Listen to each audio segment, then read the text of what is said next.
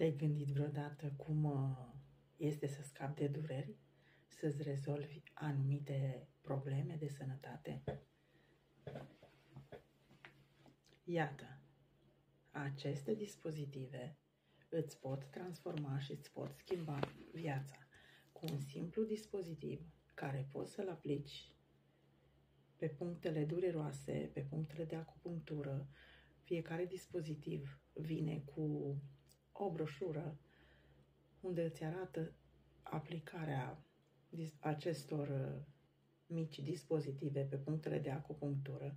Deși eu am unul aici, cred că se vede.